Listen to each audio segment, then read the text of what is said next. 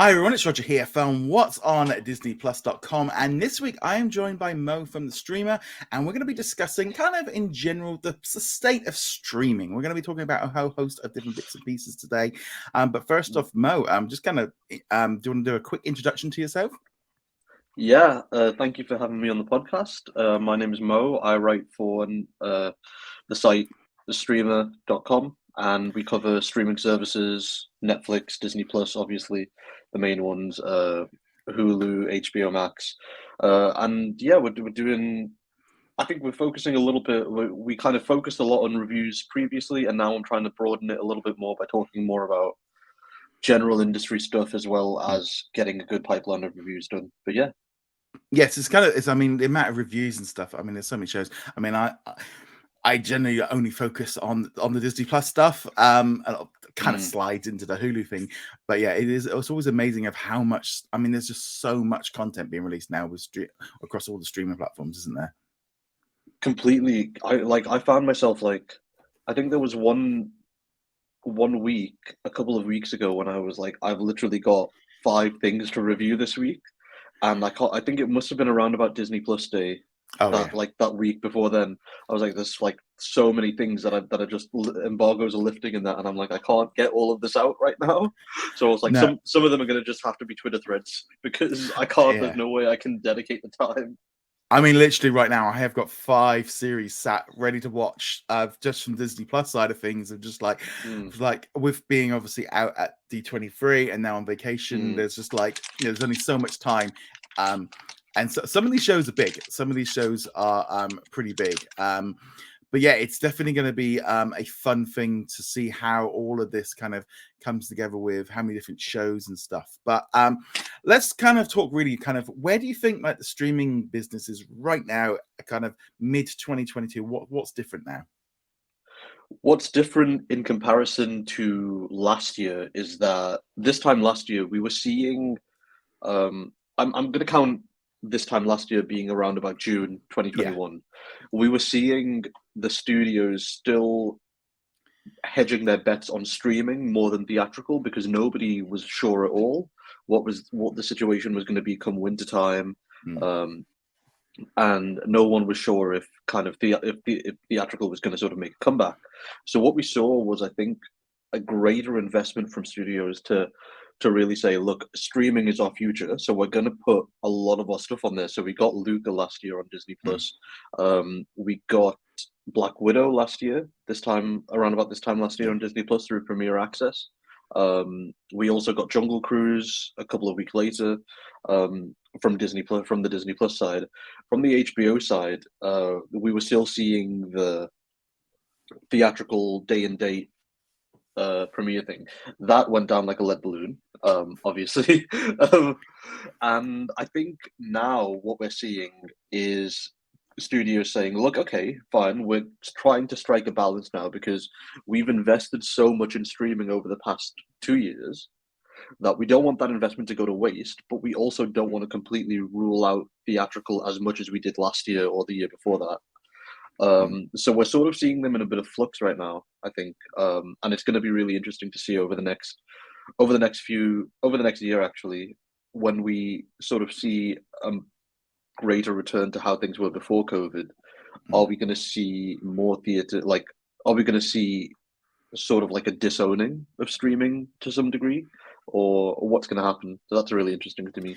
Yeah, because recently, Disney CEO Bob Chapek has been very open about the idea that they very much love the theatrical model, but he's also very much aware consumers want things quicker, and it's a consumer choice. And Disney kind of seem to be going down this line of going, "Look, yeah, we're going to do theatrical, but we know that we want to get them onto streaming quicker. The consumer wants it."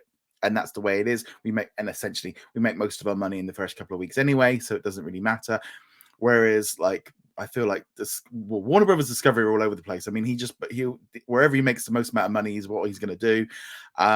Paramount, I think if you take away Top Gun, they seem to be doing something a little bit different. And even NBC Universal, they kind of make their mind up, like how well the movie's done after the first weekend of how quickly it will drop onto stream. Ye- It kind of feels like they things are speeding up. I think we are going to see a lot less like movie originals. I think we're going to see a lot less movies dropping on, especially onto streaming. It is okay. It definitely feel like for me, just getting. You can see. I feel like say something like Prey or Not Okay, which recently came out on Disney Plus around the world and on Hulu.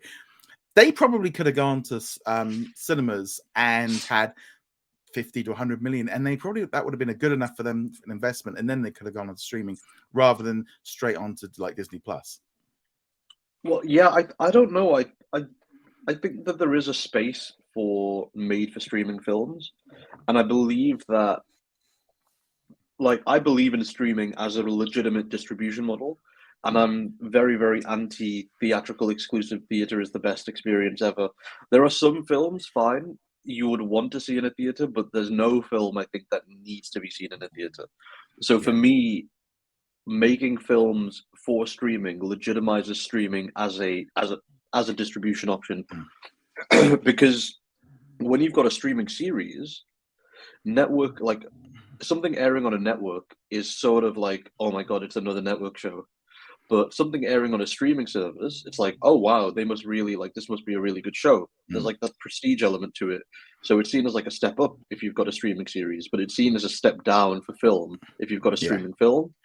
And I want that, like, that disconnect there is sort of frustrating to me, because people, and that's, again, it's another thing to do with, obviously we're in the same group chat. We know that there are people that love theatrical and will swear by theatrical, hate streaming, hate it as a distribution thing, but I just don't see the hate for it. It is funny because I was gonna say usually it is us two kind of like going streaming's good, you know. It's like because I agree with theatrical to make money. And it's a choice. And I think both of us not living in major cities where we have I wouldn't say terrible cinemas, but generally we have a much. Mine is terrible. Well, yours is terrible. Mine's not dreadful, but having been to some like premieres and stuff in London this year, I can see how if you're sat in a lovely, great big leather recliner, the seats go up and you've got loads of room, and you've got this big screen and the sound's great and it's amazing. Great. When you're in a small little seaside town and your knees are touching the seat in front and you're having to sit with your arms crossed because there's not enough space and there's lights everywhere, and it's like, and the parking costs more than the cinema ticket. It's not the most amazing experience of all time. And I know it's very much as like, you know, but whereas you can sit on your couch at home. I mean, I know like with my wife, she's in agony after sitting for a movie because the chairs are so uncomfortable on her back.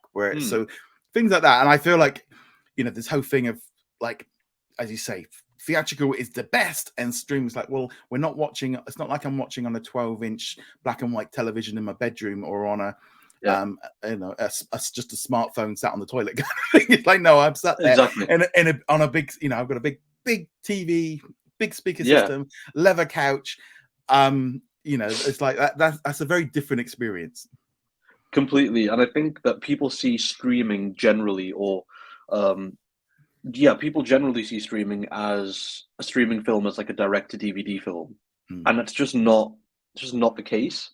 I view streaming as an accessible thing, and I'm waiting for the moment for when everyone else views it the same way that I do, because and I think that's going to be the real thing. It's about accessibility and convenience. From the consumer side, it's about accessibility and convenience. From the studio side, the streaming makes more money than theatrical, because you've got that low, quote unquote, low monthly price, and that hooks you in. But that hooks you in for a recurring payment.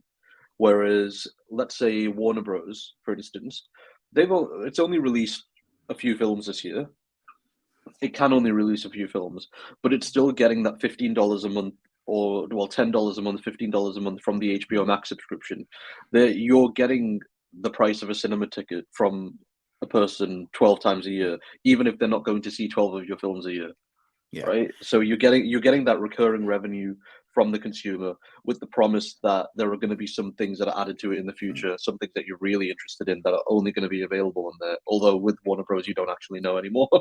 I feel like for me, like, you know, you look at like, you look at these big epic blockbusters, the Marvel films, the Avatars, and they need a theatrical model to make the money back, because you're not going to get those kind of level of movies. We saw like with Netflix's Grey Man, I think is a prime example of, Netflix and other streamers are not going to spend $200 million on a film for streaming, because the value is so much harder for them to pull in. Well, I think that's it depends on what they're spending the money on, which I think is really important to bear in mind, because you can have the 200 million be your production cost, or you can have the 200 million or the 450 million be the IP cost, like they did for Knives Out.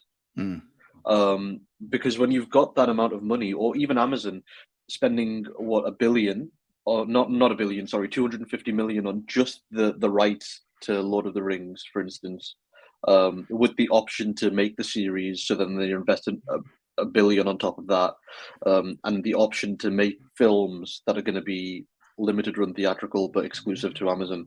So you've got that. When you're spending that amount of money on just the IP, then suddenly a 200 million production cost doesn't seem that bad by comparison.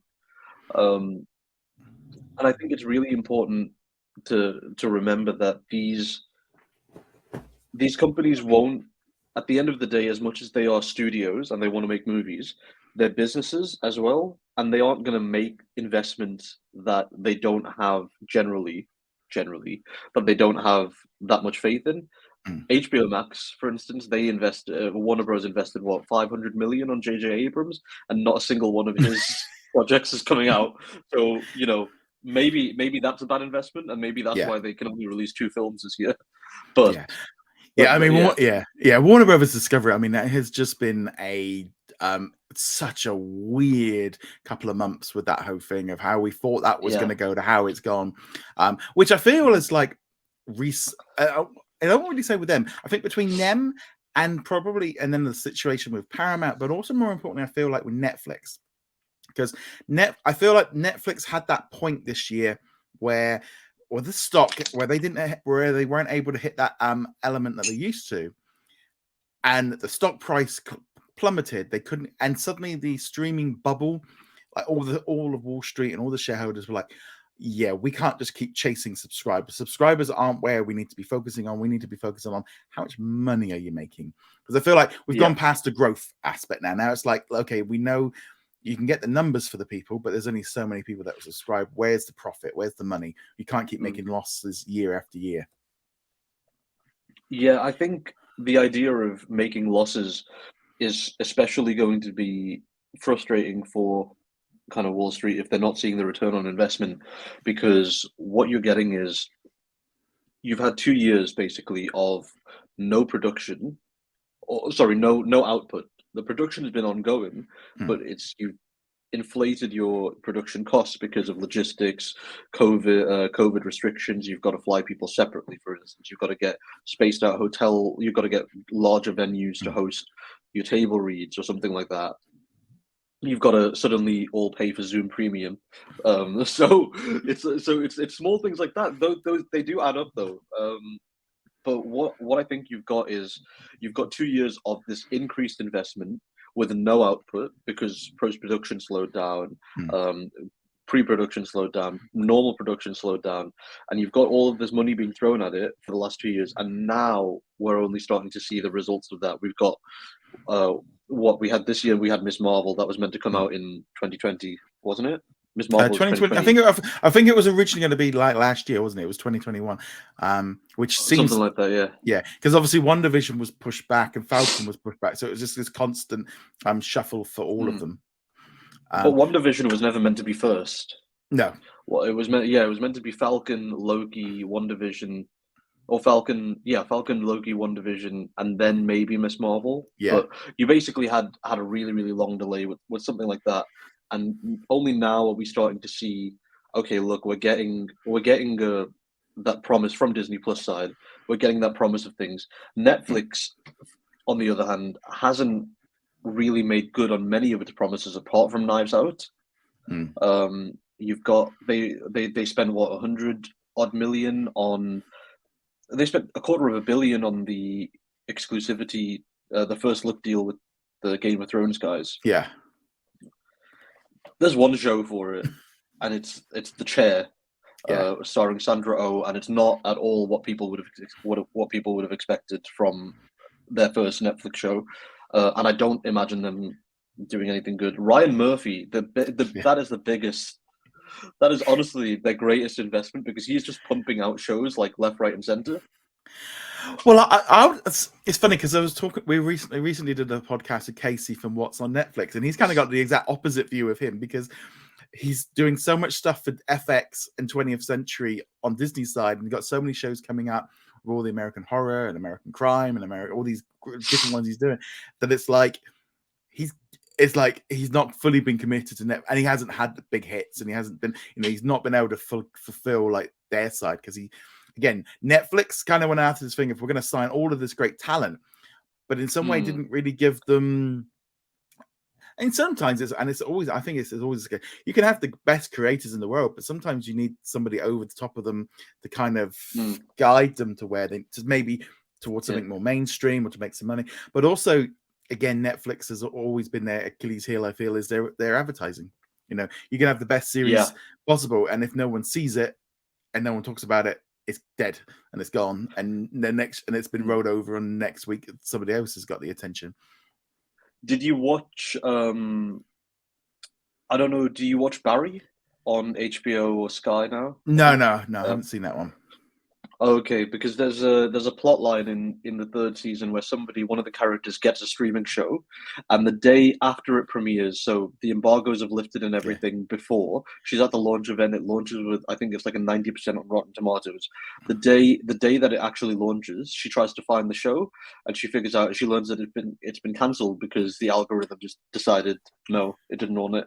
So there's a whole storyline on that. I mean, spoilers for Barry season 3, but I think it's really telling that if Netflix isn't investing advertising money on a show or a project or whatever, it's probably because their algorithm has decided that people don't want to watch that. And I think that's really frustrating because when you look at Netflix, why I sort of got into streaming services in the first place was I loved what Netflix was doing as far as US network shows that were airing on a network in the US. Netflix was buying next day rights for international distribution, and I was so on with that. I was like, this is the best thing to ever happen, because instead of having to wait, when you used to wait 3 months for Well, I remember like Smallville, I used to have to wait like 9 months to get because I mean I grew up, and for me, like Channel 4 and E4 and even maybe BBC Two were where I used to watch all of the shows. That's where I used to, I always watched American shows. And like you say, you used to have to wait so long to get stuff. And if you could get things on Netflix, it was much faster.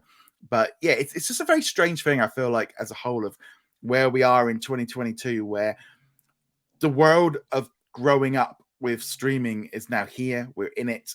And essentially now they're like, right, now we need to make money off of it. We're at that point now where we have to make money. And I think, and I think, there's loads of different ways that they're trying to make money.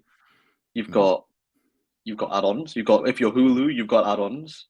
If you're Netflix, if you're every other service in the world apart from Disney Plus and Netflix right now, you've got the magical A word. Yes. So do you think, because obviously we're getting it on Disney Plus in the US at the end of this year, becoming internationally at the some point next year, Netflix is getting it.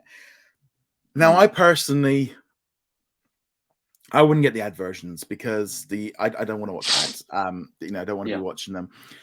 But the idea, I was very shocked at how the pricing for Disney Plus came in, where they didn't even lower the prices, just keep it at the same price, and then we're gonna. That was like, well, I thought the whole point of having the ad version was to try and get the people that don't want to pay it, and it was like, we need to put the price up, so we're gonna keep it low, and then. I mean, I'm hoping that they're going to drop in a lot more general entertainment to make that $3 a month worth it. But it does feel like Disney went in a very different direction than I was expecting. Exactly. Yeah, I think when you're introducing, if you don't have an ad tier, the best strategy is you can get to your end price point. If the end price point for the ad tier for Disney was always $7.99 or whatever, you can get to that, but you need to make people think that they're getting a good deal first. and you need to. I don't want to sound like pro corporate or whatever, but you need to trick people into lure people in with the ad with the low price of $4.99 or something for ads. And make people still believe that. So then you can say Disney Plus is the same price as, or like you can get it at the low price of $4.99. Yeah, I do wonder with Disney whether or not they're going to go with the idea of they're going to do promotions for it rather than sort of going that way around of kind of doing promotions to get people in, like do a $4.99, a $3.99, a $5.99 to kind of get people in that way. And they've set the price where they want to, and then they can adjust it as and when they need to. And I feel like that might be a way forward. I think that it's gonna look a little chaotic from obviously our perspective. We're not physically inside Disney's offices, and it's gonna just seem like they're trying to do everything. They're saying like, oh, you can get it for this price, and it's gonna, that confusion that we had when Star launched with the pricing and that. It's going to be that, but times a billion when they start doing promotions, which they inevitably will do. And then with the bundle and everything like that in the US, obviously, it's just going to look messy. And I really feel sorry for you because your Facebook page and your DMs and your inbox is going to be flooded with people saying, why have you increased the price? Why have you? There's going to be a lot of that. I feel like one of the big issues I had with the Star price rise was when they did that 6-month window where they kept the price the same. Now, on first glance, you go, "Oh, that was good. That was a good consumer move. That was really good for the consumer." But the idea got lost. So then when all the emails started dropping in August of the price rise, everyone got, well, they've just put the price up. I was like, no. It's the same price. They've just acted. So I actually think it's better for them to go, look, on this date, that is it. From that date onwards, we're having that price. And I think that's a better way of doing it than the way they did it with Star. I'm hoping that when that price rise comes in, that they are going to do something along the lines of dropping in a lot more content, because they got to get that $3 up. They're going to need to make it look like you're getting some value. And whether or not the membership aspect and giving you free discounts and discounts, that's all great. And I'm glad that they're doing that, but they're going to have to be some serious movies and drop. I think they are going to have to do something to get that $3 a month more. Yeah, I think that's definitely a key. It's definitely a key move. Otherwise, I feel like they might start losing subscribers, especially with how the sort of there's a loss of value now in having a Disney Plus subscription because you don't have you don't have a Marvel show premiering until March next year. You don't have a Star Wars show premiering until February. So when they increase that price in December, you've lost people over the Christmas period who can just go and rent the film, or will probably go and watch Strange World in cinemas anyway. Because they've decided it. So I think they're going to have to make the announcement, make a statement on it, or something like that. Not way before, but I want to see something from them early November time. I'm expecting an Investors Day, not like Investors Day 2020, which was we're sinking and we need to just show you what we're doing stuff. More of an Investors Day of maybe 2019, 2018, where they showed off the tech and do a little bit of announcements. Because I'll be honest, I feel like a lot of people completely have misunderstood Investor Day 2020, where they announced all these shows. They did like a 6-hour presentation, all these shows, all these movies, because everything was shut and they had to show that they were making money. And they announced stuff way too early, and they're still catching up with it from the D23 Expo, where everyone's like, they haven't told us anything. No, because they told us it all 2 years ago, and we still haven't caught up. And it was just like, I think, if they do announce another Investor Day, Disney will have to be very, very clear of what people are to expect from it. Yeah. Or don't even call it Investor Day. Just call it special presentation, whatever you want to call it. Or just call it, or maybe even have it in the Q4 call, but just live stream the Q4 call or something like that. As in video call. Something to like say, look, this is not Investor Day. This is not D23. This is just so you get information. Or go heavy on the PR for it, go heavy on the promo, go heavy on those, the Stewie ad that we got for Disney do like Yeah. 50 of those. I feel like, yeah, because there's always that. I think it was that thing, and we saw it with Disney Plus Day, where fans can get a little bit like caught up in the excitement of what's coming and what will be announced and what's going to be announced, and then when it doesn't arrive, and it's like, I know with Disney Plus Day, I was forever just felt like I was saying, look, it doesn't say any announcement. It was just like, and it was so, people were getting more excited, and there was videos, and people were hyping up, and I'm going, nowhere does it say they've got a big 3-day event. They're not going to do it. And it was, trying to manage expectations. And one of the things that came out of the D23 Expo, a lot of talk from Bob Chapek about the future of Hulu. And there was it was so, and it was like, I was like, oh wow, he's really setting the tone here. It was to me, it was like, here is what we're doing and what we're planning on doing ish, but we can't really do it we don't want to do it on stage because it's D23 wasn't the right time. But it very much, I mean, he's basically just kind of, here's Hulu, and just put a couple of stabs into its back and go, we're ready to go. And what do you think? Yeah, that's exactly what I was going to say. Like, it felt very much like he was saying, I'm going to say this off stage, but I'm going to make sure I say it to Variety, so that Variety will get the message out there that Hulu days are numbered. It wasn't. I mean, it was the fact that Variety, Hollywood Reporter, Deadline, CNBC, well, literally went to everyone, was like, I want to make it. I mean, he's still using too much corporate talk.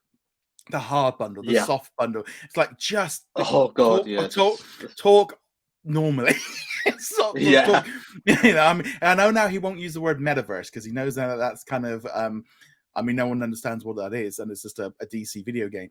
But generally, I feel like it's just hoping hard bundle, soft bundle, just talk normally and be honest, and it's go down a bit easier.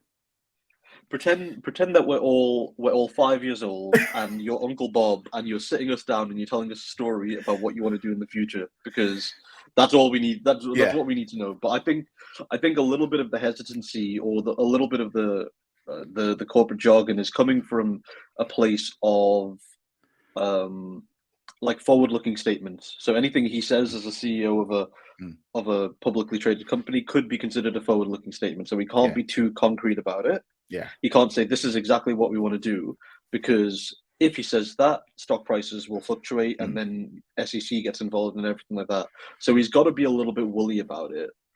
And it's our job, I think, as journalists, to be able to read between the lines and try and infer what he's saying, what he means. And that's what I think is really fun about the industry, to be honest, is like, no one's saying anything that they can be held to, but they're saying a lot that you can spin a lot of articles out of, basically. Yeah, I mean, I feel like, I think the trouble is, up until the point when Star got introduced to all of us internationally last year, if you'd said to me 18 months ago, Hulu and all the rest of it, you're like, well, it'd be nice, it'd be good. I think it's very different. It's very different now. Here we are, 18 months post Star, where we're sitting there going, you've done it everywhere else. You've launched in all these countries with this one platform. You're doing this one system. It's very hard to go like, what? And then they get some. Oh, they're not going to merge. It's like, well, they've done it everywhere else in the world, and it's working. The data is pointing to what they want to do, and it's like, and over this last year, with adding it, the ad tier, the parental controls, dropping stuff on there. It's like they're getting all their ducks in a row before they do it. And I just feel like the US audience is very, there is a difference. There is a difference to how it works. And Disney has a different brand name in a big chunk of America, and they have to be aware of that. But also very noticeable. For example, like at the D23, you had this big TV booth, and it is just full of brands. You've got Grey's Anatomy sat there next to, National Treasure, and you can see where they're going, and you can see the way they're moving to this general entertainment system for their TV. And you can see that they know that's what they need to do, but they've got this massive, this contract with Comcast. And obviously, I understand where Comcast is coming from. I mean, let's not be, they want to get as much money out of Disney as they possibly can. But just seeing the two CEOs playing tennis with Hulu at the minute is just kind of weird. Pretty much. You almost feel bad for Hulu as like the child stuck in the middle of a really, really expensive, messy divorce, being traded like a commodity, and you're like, oh my god, I feel bad for you, but at the same time, like And also just looking it's at it, comforting. you're just parts for Disney Plus. You're just spare parts now. Exactly. We're just gonna They're strip gonna out all the good stuff. Yeah, it's basically my sister's keeper, but Yeah. but for Hulu It's and Disney Plus. it is just very much like you can see where they're going, and I think it's Mm, frustrating. It's definitely frustrating to see how slowly they're moving. I mean, when they said yeah, they were adding in general entertainment, I did not expect them to be there moving so slow. I mean, you're yeah. barely What is talking it like? one series a month. Is just like this is not I what was we were gonna say, expecting. yeah, yeah. I was gonna say, like, is it one series a month, or is it even like I imagine the last thing I remember was the Orville. Before Yeah, that, it was 2 months before that was Love Victor, um, and yeah, then a little bit before that was like the Blackish and Wonder Grownish. Years. Yeah, The Wonder yeah. Years, yeah, Wonder Years, Blackish and Grownish. We've probably barely had a handful of series, probably yeah, less than 10, and it is yeah. very slow. But then you do wonder, like, what is that contract with Hulu and Comcast? You know, is there something much more stricter in there? Maybe Disney can't be seen to be undermining the value of Hulu by taking stuff Well, off. You know, that's where I well, feel like yeah. there's some issues. Well, yeah, that's the whole thing. The whole thing is an option contract. So Hulu, Disney has got the option to buy um, Hulu out in within 4 years or Mm, whatever. Um, if they choose not to, then at the end of the contract, at the time that that option runs out, Disney and Comcast set this price for Hulu that Disney will have to buy Hulu out mm, of. So Disney at the moment is trying to keep the value of Hulu as close to that price as possible, without getting the value up too much. So mm, the more stuff that Disney adds to Hulu, the greater its value will become. The more stuff that Disney takes away from Hulu or shares with Disney Plus, the less Hulu's value is. mm. But if Disney intentionally goes in and says, right, okay, well, we're saying, and these corporate valuations aren't done on like a regular, like No. constantly valuating thing. They're all it's sort of like a 6 week process with each sort of valuation that has to go through all the assets, all the numbers, and everything. And it's really as rich and expensive as these companies are. It's really all quite manual. Mm, So what I think we're finding now is Comcast is saying to Hulu, we've seen it already with the Peacock stuff. NBC's catalog has basically yeah. been stripped and moved to Peacock.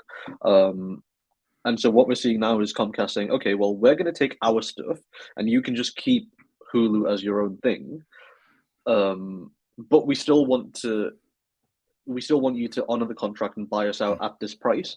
yeah. So what Disney's trying to do now is say, is there a way that we can keep the value of Hulu as close to this X billion dollar sum as possible? And can we feasibly buy out Hulu sooner, buy Mm. out Comcast sooner? Um, the problem is probably they can't, because it's like, do you invest 2 million? No, do you invest, sorry, 5 billion, for instance, in streaming, in your own platforms that you own 100%, that you know that someone's not going to be getting a share of, Yeah. or do you invest 200 billion, or not 200 billion, sorry, like 40 billion in buying out Comcast, Mm. when you're not going to see the rewards of that for a really, really long time?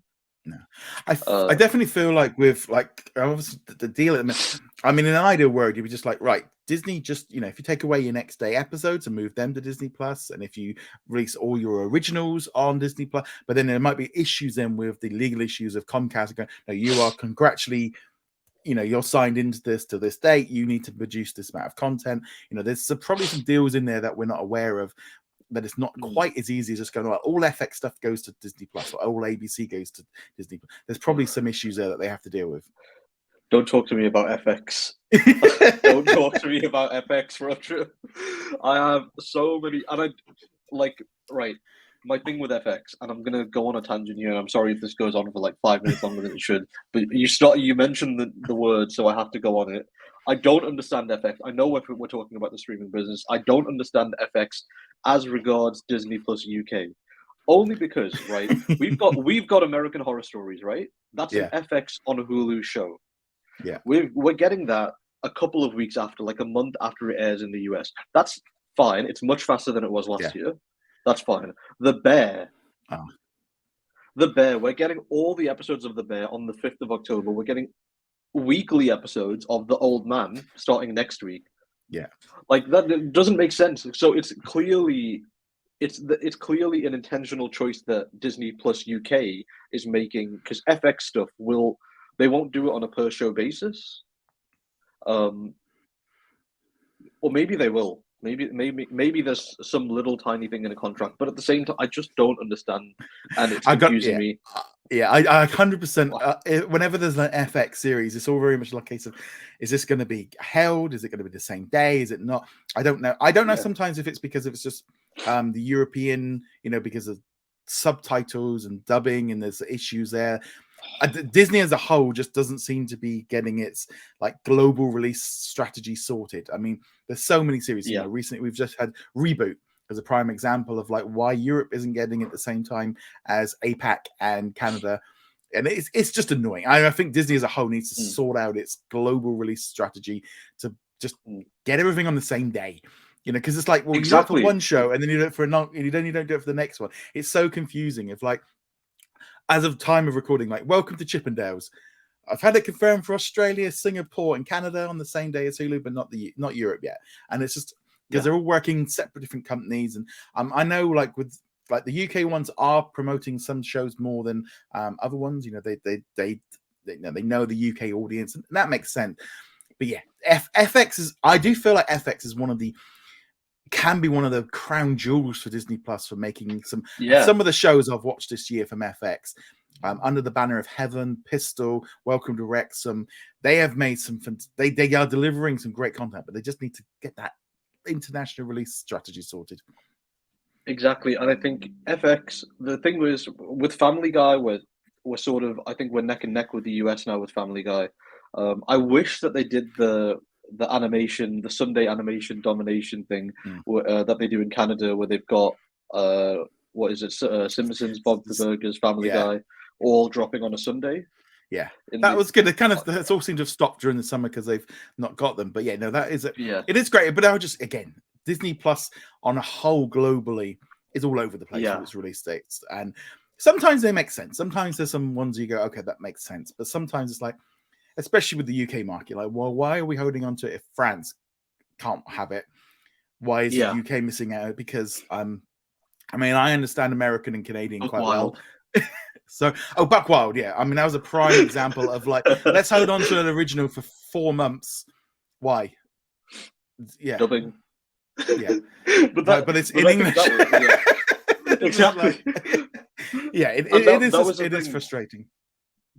That was the thing that got me was I think that was the very first Disney Plus original that was delayed between regions, and I was like, right, I don't like that, because if you start delaying Disney Plus originals, then who's to say a Marvel show won't get delayed or a Star Wars show won't get delayed? And everyone like, if you go 4 months without watching without getting the legal access, you're just going to drive pirates, because no one's going to want to go unspoiled.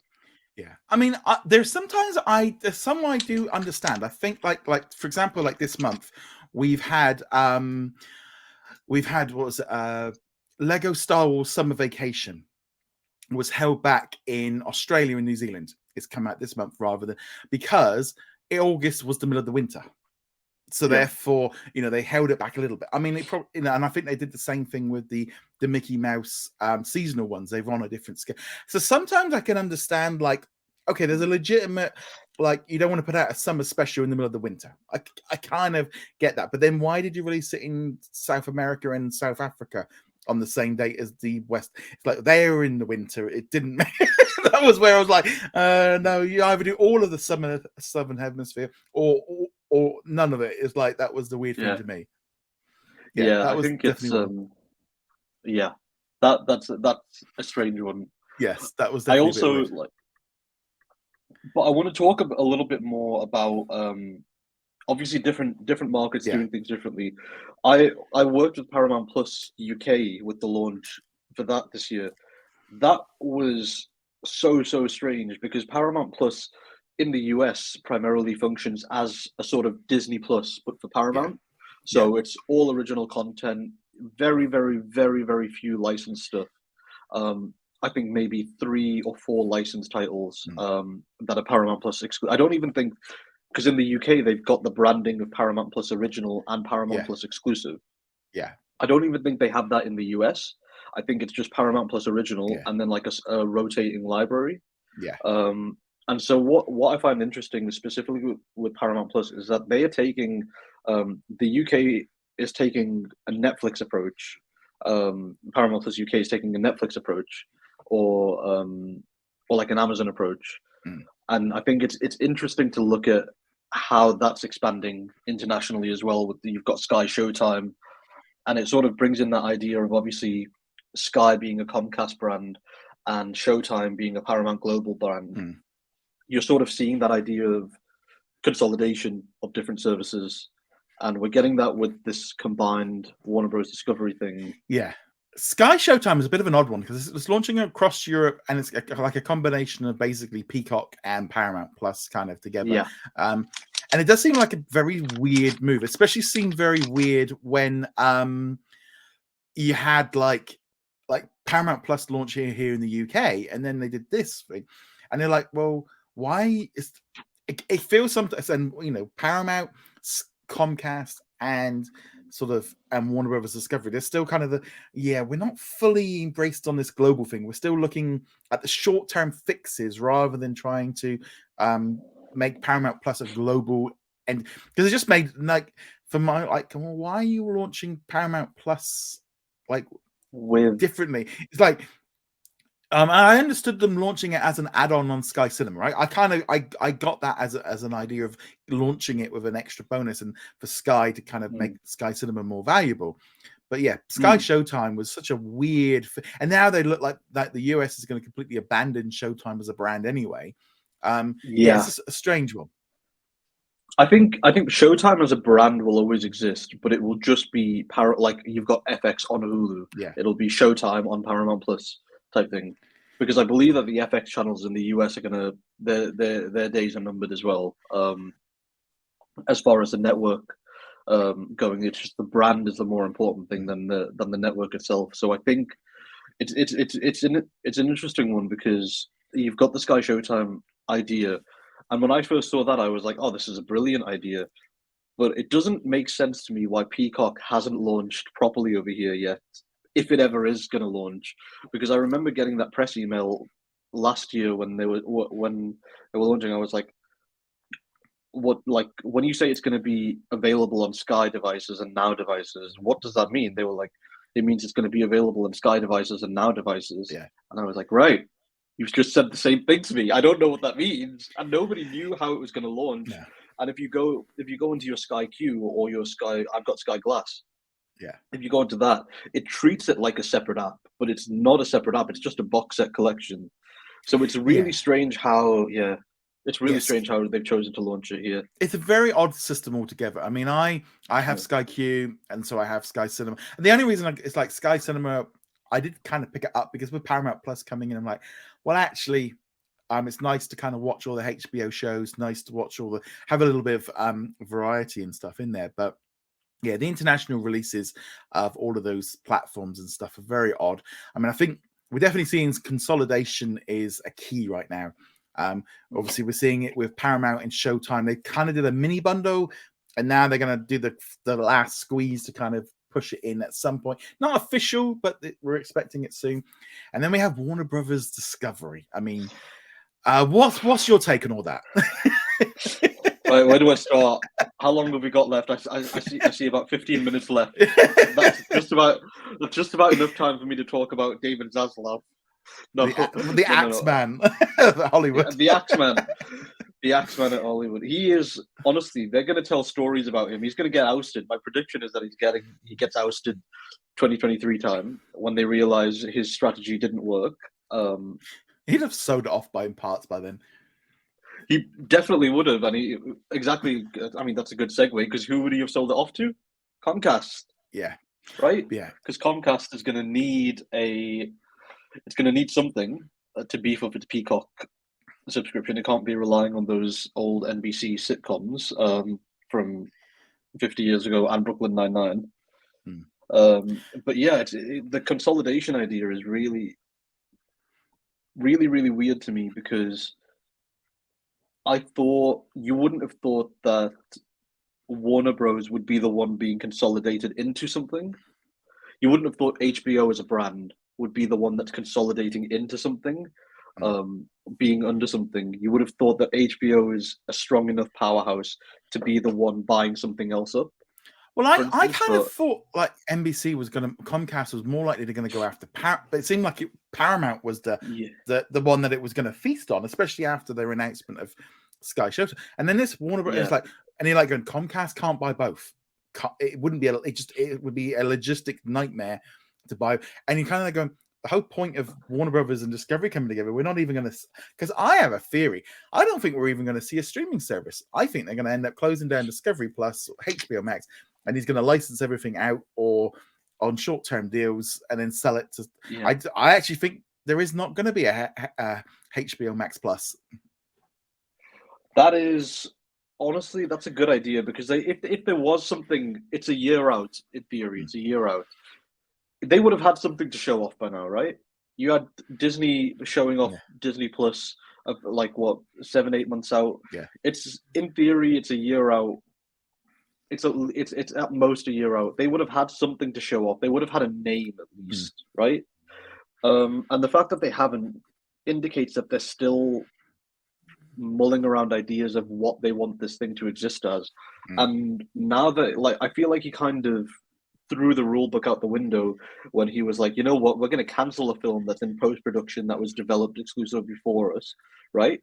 And then he threw it out again. He went outside, he got the rule book out from the lawn, and then he said, oh, I'm going to throw it out again when he started removing HBO Max exclusives from the service. So I believe, like, I think that's truly, if he can do that and legally it's fine, it's truly a really unpredictable space specifically for Warner Bros. Yeah, I found the whole concept of him. I could understand Batgirl. I could understand the notion of the idea you're cancelling it for a tax thing, but you've not released it. Because you've not released it, you could do it as a tax dodge. I couldn't understand as a business person of taking a product that you've already sold and people have already paid for and trying to then claim it as it's like going, well, hold on a minute. You've made it. You've released. You've essentially got money from it. It has made an income. You can't. It was like you've put it out there. It was. There was that kind of thing. Like the way I looked at it was like when I used to have my cafe of me going out to somebody with a bacon sandwich, taking half of it away and throwing it in the bin, saying, "Well, I'm claiming the whole lot as a tax write-off." And you'd be like, but it's a lot easier, like not giving them the bacon to begin with. It was just like, it just seemed like such a weird way of like, how does that work tax wise? I was like, I don't think that I don't. It's a lot smarter than me on my accountancy for that one. And I know I can claim a lot of write off, and I can do. I understand all that, but it was the fact of taking stuff you've sold to a customer was very much like, I don't know how you can do that. Yeah, because I don't know how you can justify saying that you've made a loss on something, because the way I understand it is that if you make a loss on it, you get the tax benefit, you get the tax relief. But I think the rule is, it's such a specific, it feels like it was something that he wrote he just snuck into the into the law building and was like, I'm just going to write this in here, because it was very specific and targeted, because it only applies to newly merged companies. Yeah. So it seemed like it was he planned this. Yeah. He was sitting in his office. It's just perfect for him. I think the trouble is, I think between like the Netflix situation and then with Warner Brothers Discovery, there's just a lot of the faith in streaming suddenly got knocked. I think the general consensus was like, this stuff's not all as, I do think people mistakenly think of streaming services as their personal vault library. That's, it's theirs, and it's there. It's like a library, and you can go in there at all times, and it's permanent. And Disney have shown on, Disney have, they'll take stuff off there if they haven't got the rights to, or they want to. Avatar is the prime thing of when it doesn't suit anymore, and all the streaming services do it. None of them are your personal things. Usually at this point, someone will pop up and go, "That's when you need DVDs and Blu-rays." And I'll always say, has someone that has owned Betamax, VHS, Laserdisc, HD DVD, Blu-rays, VHS cassettes, physical isn't indefinite either. It's like there's not you go put your disc in and it's gone rotten because it's been sat there for 15, 20 years. It's not permanent either. And there's a lot of issues. Disc gets scratched. Yeah. Disc gets scratched. Things happen. Yeah. It's not permanent. Yeah.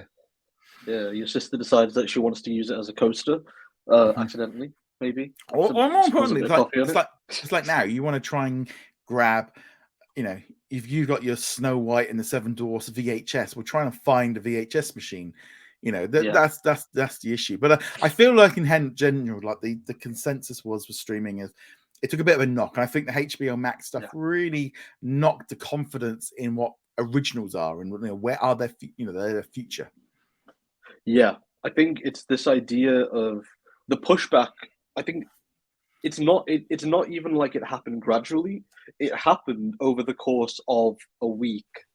It was that initial "that girl's getting cancelled," then there was that phone call, and in that space between then, everything sort of got pulled, like the rug got pulled from under. Because I think to some people, to the cinephiles out there, they view streaming services as like a really, really prime example of corporate greed and exploitation of art and whatever.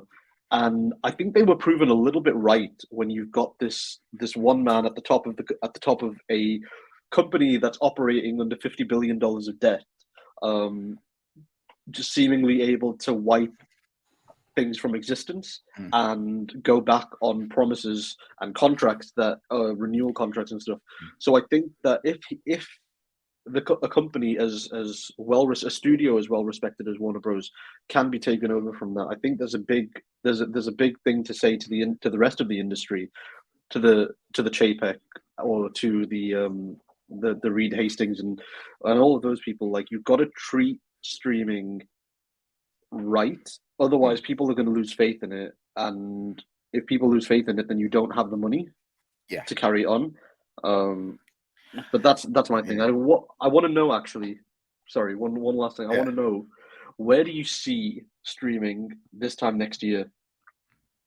I think next year we're going to be at a point where your Netflixes, your Apple TVs, and your Amazon Primes are. I feel that like they are now becoming the new studios. They are now one of the key top studios. I think Disney will obviously be there, and I feel like we'll have. I'm hoping we have a clear strategy of what's happening in the US with ESPN Plus and Hulu, and they've kind of given us an idea of where they are going. I think like Warner Brothers and Comcast couldn't happen until 2024, so that it's still a while off.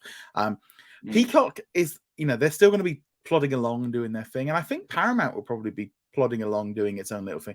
I think Warner Brothers just will. I think either just HBO Max or Discovery Plus is just going to get closed down. It's not going to be Discovery Plus. Well, the trouble is, like, it might not even. I mean, they have completely decimated HBO Max. I mean, I think they probably could just close HBO Max down and shove a couple of bits and pieces up onto Discovery Plus and go, well, this is kind of our new streaming service. Like, yeah, but like you're not. They aren't. I don't think they're going to invest any money in new technology, new ways. It's just going to be one. They're going to bulk out what they've got. I mean, they've decimated. I think that was the strangest thing. Was I think everyone felt like HBO Max was like, well, that's a really good streaming service. It's got great originals. It's got great content. And then they destroyed it. The UI was great. Yeah. That was the thing. The UI, like, I still use it. And the UI is great on HBO Max. By far the best UI of any streaming service. It's full of editorialized content. Your list is right at the top. Your search is very easy to access. You've got like a homepage that changes pretty much every time you open the app. It is so good technologically. And so for Zaslav to be like, oh, there were so many technical problems with HBO Max that we don't want that. I'm like, what are you talking about? I can rarely ever log it. Every time I go to fire up Discovery Plus, it kicks me back to the beginning screen of like, link your account to your screen. Like, I've linked it. I've been logged in. I've watched. And it's like, and it's the amount of times I've just like given up and gone off to another app because I've only got Discovery Plus because it's free. And there's like, it's such an awkward app to use. But yeah, I feel like they're going to go the Sony route. I think they're just going to like that. I think he's going to they're going to get, I think they could have one streaming service with a few bits and pieces on and a little bit of money coming in every month. And I just don't think they're going to be, they're no longer a core. He is just about making that money. And the fact he said, we want to get paid and we will license stuff and we're going to do all the, like, he's going to go they're going to go the Sony route. I just don't think I think we're going to see that fade away. I think we're going to see some more of the smaller streamers go as well. I don't think Stars has got much. Someone's going to, I don't even know if someone's actually going to either pick that up or someone's just going to buy the name. I mean, Disney should just buy it just to get the Stars name sold out Latin America and just want the content. I don't think they even want that streaming service. And I think a lot of these little ones are all going to get lost in the shuffle. I honestly really want Stars to get bought by Apple because Stars is operated by Lionsgate, right? Yeah. So you've got, I think that the kind of harmony between having Lionsgate's original library sitting on Apple as the place to go for Lionsgate, and I honestly, Apple originals. So they used to be like earlier this year. It was original, like a brand new banger premiering at least once or twice a month. Now it's been 3 months since I think I've seen anything good. All of the good stuff, Ted Lasso, Mythic Quest. We don't even know when they're coming out. Little America Season 2, I love that show, by the way. Little America Season 2, don't know when that's coming out. And I feel like they benefited a lot from the product because they were the first streaming service to shut everything down, which meant they could get up and running a lot quicker because they'd taken the precautions, they'd taken the time, and they did all the story stuff. They did every single logistical thing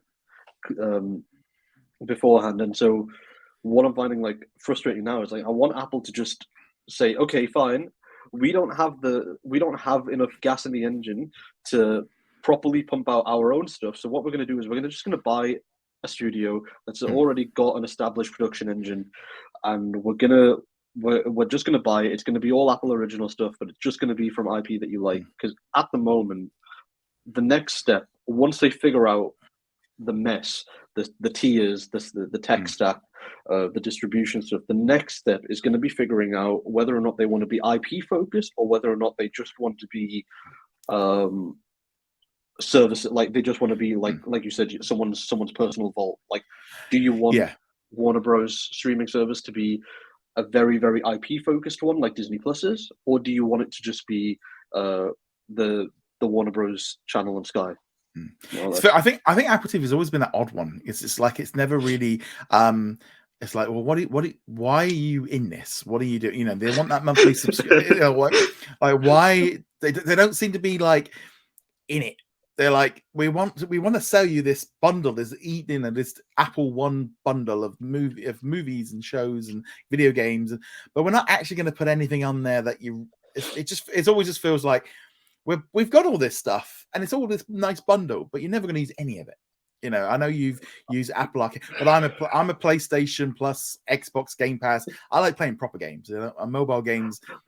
I think a decade of microtransactions has just put me off playing games on mobile for life. I play a PlayStation and Xbox all the time, and my Apple is not a games machine. It's not a games machine. See, I think when we first met, or when we first spoke, very first time, 2 years ago. I must have been dead on my Apple Arcade hype because it was the middle of lockdown or something like that, and I was like, so I was like, oh yeah, this is the greatest thing ever. But I've not played an Apple Arcade game on my phone in I don't know how long. But I do listen to Apple Music. Yeah. I do. See, Music.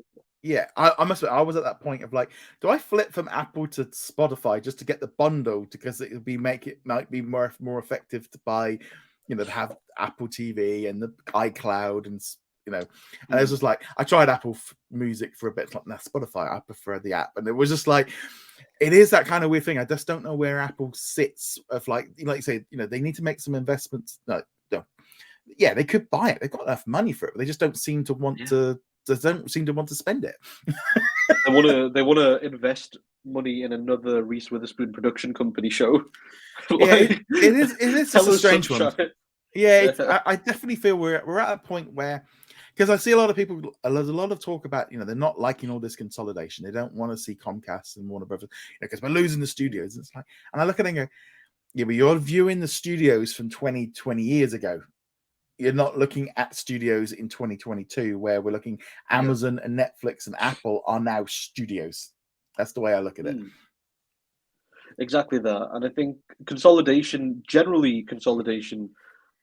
is a bad thing, because you lose that bit of competition, and there's a bit of a competitive element with something as creative as filmmaking or making a series. There's a competitive element to it, because you want to make the best one that's better than the people that you're competing against, because you want as many people to see it.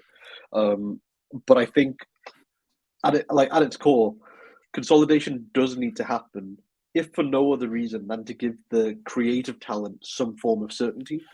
Yeah, I mean, I was See, I would look at like the idea of like competition stuff, of like when people will bring up about, we want less competition. I'm like, well, if you have got 6 or 7 companies competing against each other, that is a competitive marketplace.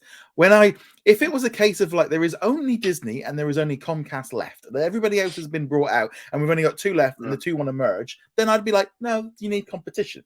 If you've got 3 companies, you've got but if you've got 7 or 8 different, I do feel like, you're looking at like the Warner Brothers and Comcast stuff coming together and like going, yeah, it makes sense from a commercial point of view to put them they can compete properly with Disney and Netflix at that point. Having 15 streaming services is not good for the good. It's like, you can buy what you want. It's like, but people, and I feel like now with this and the recession and the cost of living crisis, we're really seeing now the streaming services are having to offer more to offer value. I think when people talk about, you bring in the cable bundle and they bring the bundle back, and I only want to pay for this and I don't want to pay for that. It's like, I understand, I hope that Disney doesn't put sports into Disney Plus. I want that to stay as a separate paid entity, because I don't like sports. So therefore I don't want to pay. Exactly. Exactly. I'm the same. I'm the exact same. I refuse to watch Welcome to Wrexham on that basis, because I don't like it, but I love that show. I was literally watching the new episode before we've recorded today. I think it's just because of Ryan Reynolds, isn't it? But it's actually really, I don't like football. I hate football, and I'm sitting there on like episode 9 of Welcome to Wrexham. Oh no! I saw that they sent it to me, and I was like, do I watch it? I was like, out of principle, I don't support any sports on Disney Plus. Keep it. I'll even say it to you. I want my Star Wars. I would rather have more Star Wars shows. It's funny, because I feel like for me, like it's like all the ESPN documentaries they've been chopping on there. It's like it's now at a point like, go in or stop. Yeah, it's like you've dropped this stuff in here. You need to either.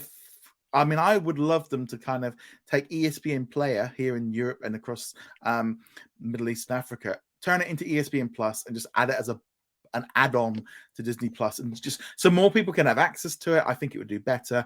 And then if you want to pay the $10 a month for it, it's there if you want it, and maybe give a few things away free, just kind of get people in.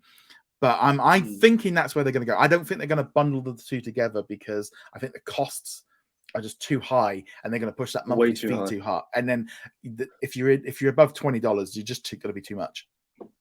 Exactly that. I think like I don't know how long we've got left, but I have one crackpot theory for what I think Disney Plus is going to be next year in the US, and I think, and this is just me connecting dots that have no connection between them. I believe that next year we'll see Disney Plus and Hulu merge into Disney Plus. So you've got that next year will be the year. And the reason that I think that is because of the ads. So you've got the ads in Disney Plus internationally. Those are going to be ads that are tailored to your 18 plus profile, that are going to be showing on American Horror Story and stuff like that. You want to be able to utilize those ads, because ads to the sort of 24 to 35 demographic, and adds to the below 9 demographic. Those are the ones that sell the most because you've got parents that want to buy things for the young kids, and then you've got young adults or adults who have got the most disposable income.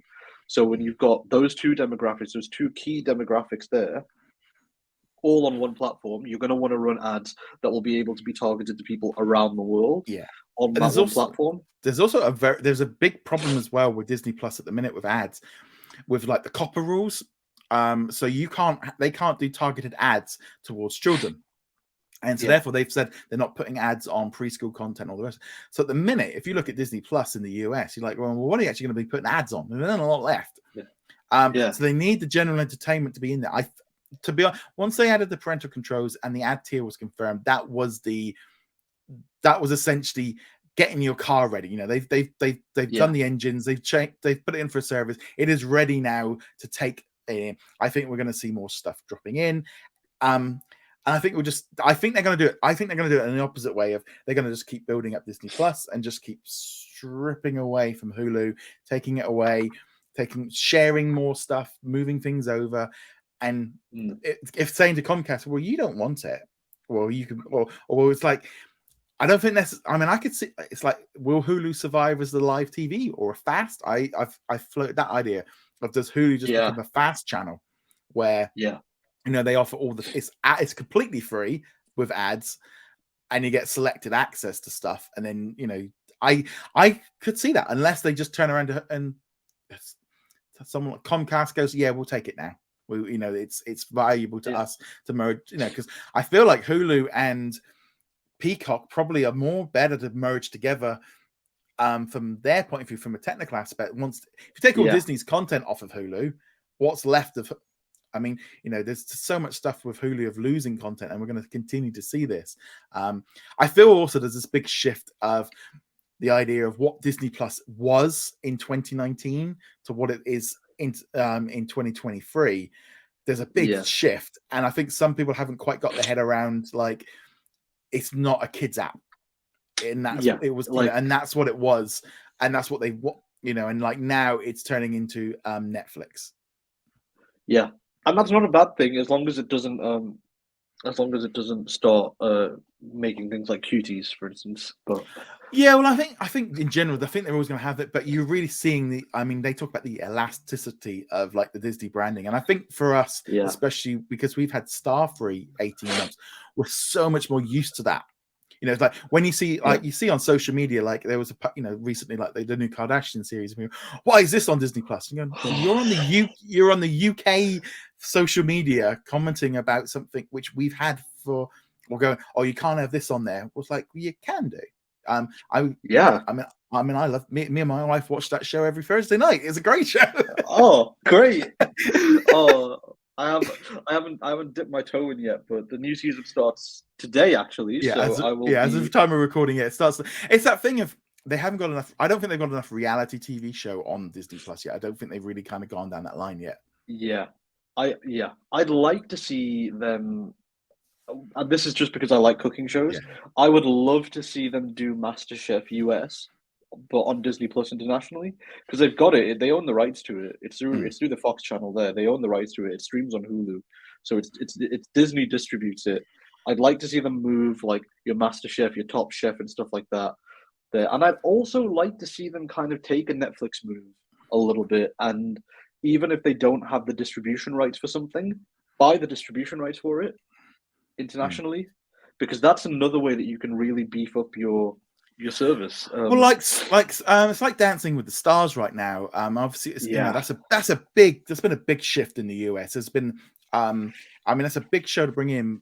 It's got a lot of attention on Disney Plus the wrong way because older audiences haven't quite grasped what's going on with television. But like, there's so many people like would be like, oh, I'd like to watch that. Oh, it's only in the US and Canada.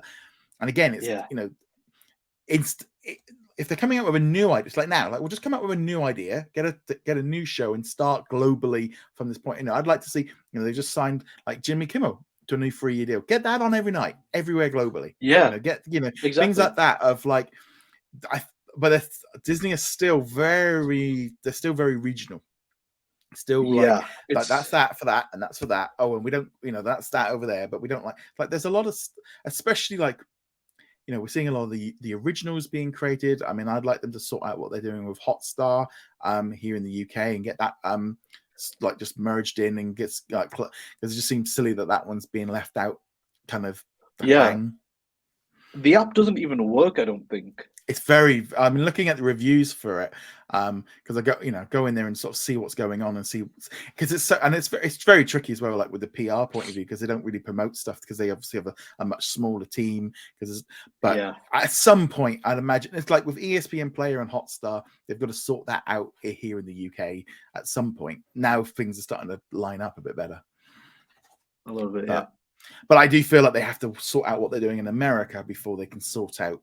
It's this they can't put sports into Disney Plus internationally until they sort out what they're doing with ESPN Plus in the US. I think I'm really, really hoping that it's not. I'm hoping that, like, my wish list for the next year of streaming is, I hope that Netflix figures out how to promote things properly.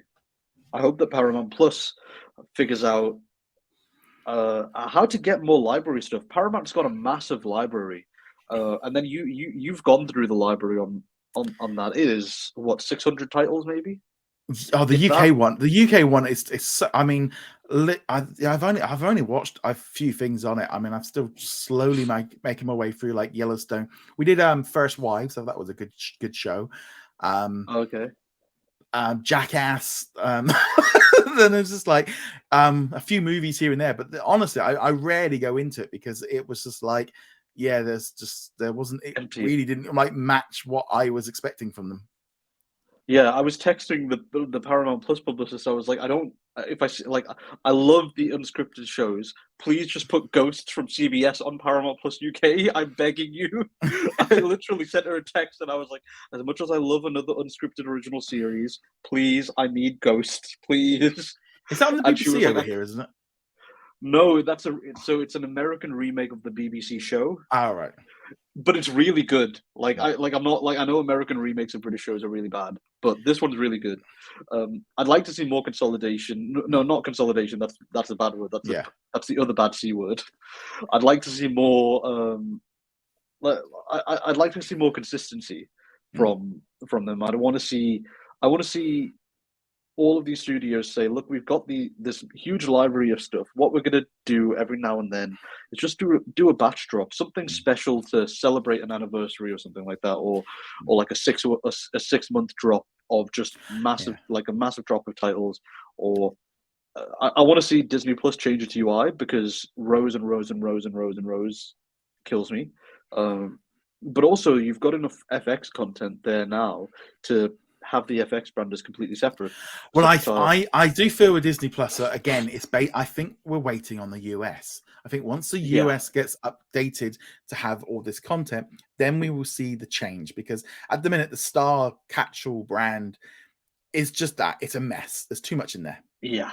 It's not they can't doing enough. But they can't add all the brands as hubs until they sort out the US, and it's just this catch. Because I do think the US will need a Star hub.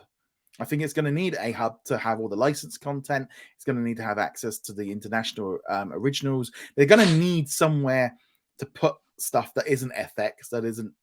So I think Star brand actually, and it will probably become the international brand, the studio that they've got of, say like wedding season might come under a Star or Snowdrop, or things like that they can put into that brand that don't fit into the other ones. But I definitely feel like we're at a point now where FX, ESPN, even ABC. I mean, you have ABC News documentaries and stuff dropping in, which I think is great. Yeah. But yeah, we're at a point now where it's like you can see the problems 18 months on of like this constant drip of content, and like the collections aren't being added quick enough. We need a real shift. But I think we're waiting for the US to get that big upgrade. Yeah, just as a side note, what did you think of Wedding Season? Did you see the end of it? No, I've only seen the first half because of being away, it was like I really want to watch the other half of it. I literally said to my wife last night, we finished off Under the Banner of Heaven last night, because that's been a heavy series. It's taken us a long time to get through. but it's like, and I was a bit like, I want to get that finished series. I want to get that one done, and a couple other shows of like before starting the Bear and the Old Man. I said I think we need to get a few of the ones that we've started sort of finished. Yeah, no, it's on my list because it's just been crazy since I got back from LA.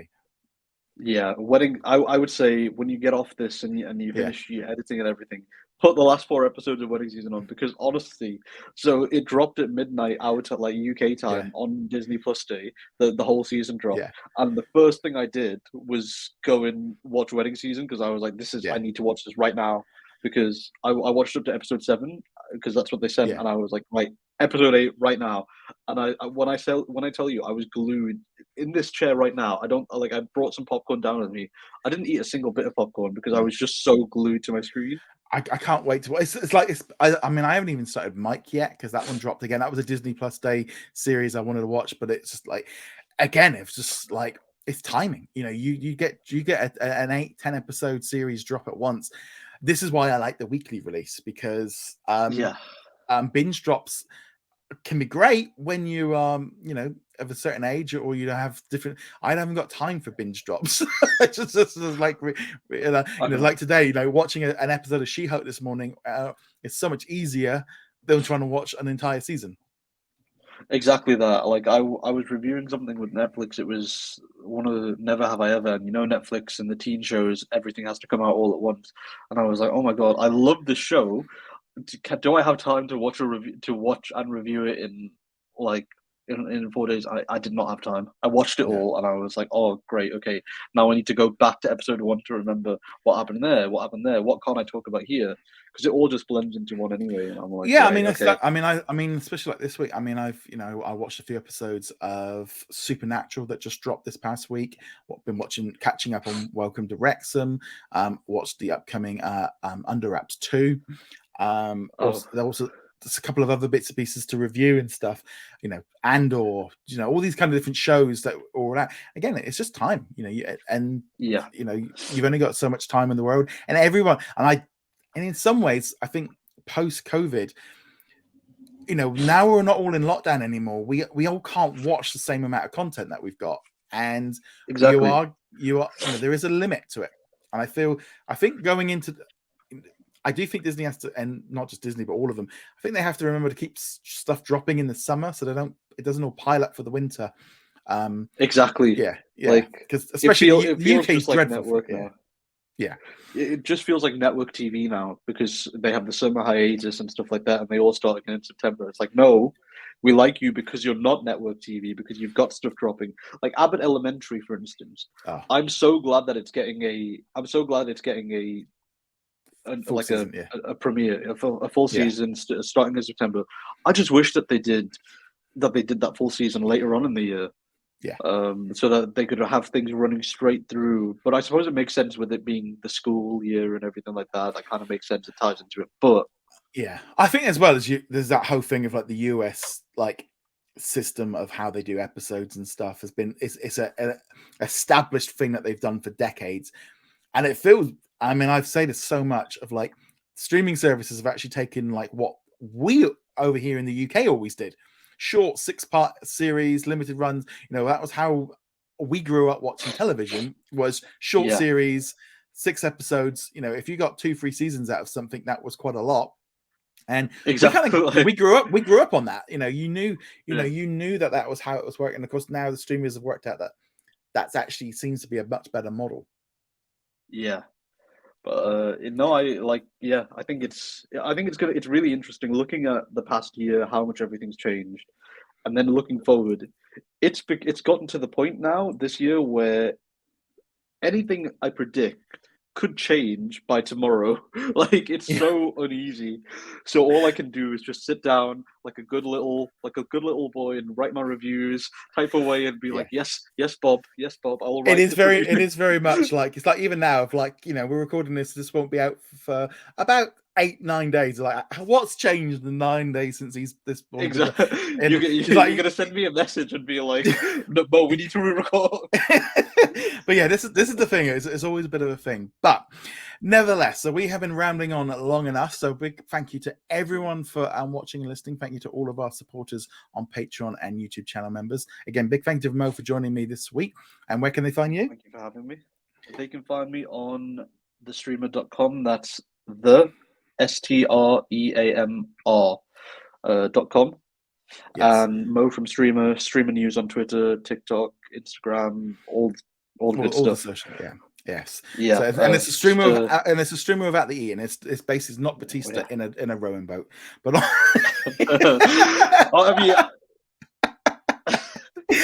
when that one broke, when I was there was this thing of when I was at D23 last week, I walked by and there was a photo opportunity to take a, and I literally did it just to send it to Mark. I know, and you got the reaction that you wanted, I think, because I think I tweeted from the Streamr account, like I'm going to become the Joker or something. Because every time someone mentions that to me, I'm like, I'm going to become the Joker. Yeah, so no, it's good. But there we go. So on that note, guys, thank you so much, and we shall see you guys soon. Thank you very much. Thank you very much for watching this video. Make sure you go check us out over at whatsondisneyplus.com. Like, follow, and subscribe. Also, a huge thank you to all of our supporters over on Patreon and also on our YouTube channel memberships. And I shall see you guys in another video. Laters.